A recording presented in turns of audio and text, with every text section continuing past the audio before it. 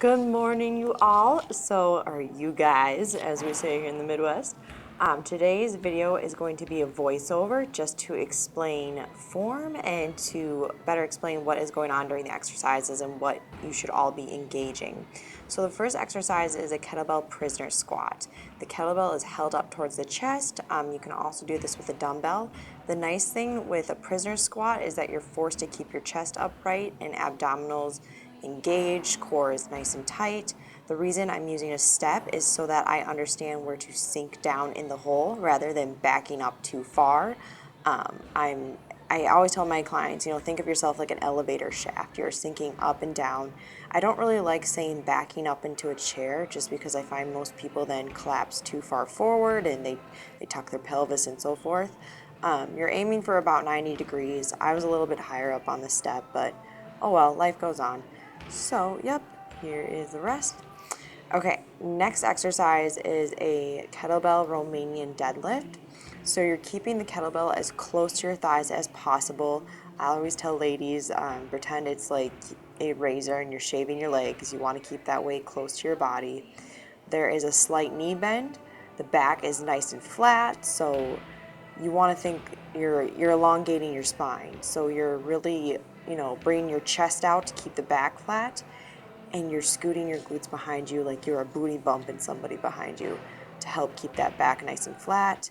You should feel a nice stretch in the hamstrings and glutes and squeeze the glutes and hamstrings back to the top. All right, next exercise is a Bulgarian squat or an elevated split squat. There's multiple names for this, but basically what you're doing is you have your back leg elevated and you really want to feel your glutes and your hamstrings doing the work, driving you out of the bottom of the exercise. So I like to sit back a little bit, pretend I'm like sitting backwards to get more glute engagement. This allows me to feel it more in my glutes and less in my hip flexors. Make sure that your chest stays up nice and right. You can totally add weights, so you can add dumbbells by your side. You could add a body bar on the back of your back. Just make sure, once again, that you don't arch that back too much.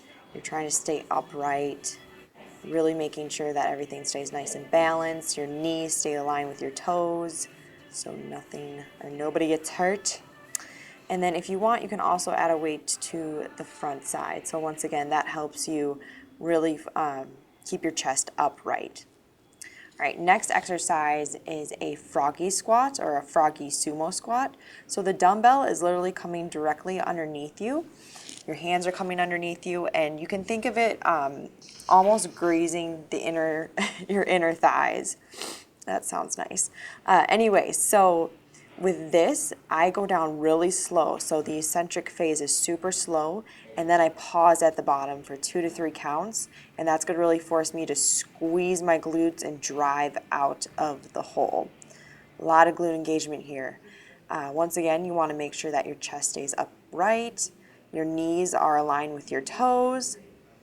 You never want those knees to cave inward. Good. Did I just say good to myself? Oh my God, help me. Okay, anyway, the next exercise is my favorite, hip thrust. Like, this is a game changer, you guys, if you're looking to build your glutes with low impact, not a lot of stress on the joints. So I use a body bar. You can use a barbell, you can use dumbbell, body weight in general. So as you notice, I'm placing the body bar on the more meaty part of my hip. I look at the mirror just to make sure that my back is staying nice and flat. I do tuck in my chin rather than cranking my neck out. I rather have it tucked in. Oh, hey, well, just stare at the camera. Nothing's awkward. And then I have my feet slightly pointed out. For this, you really want to find what foot position works best for you. You just experiment around with it.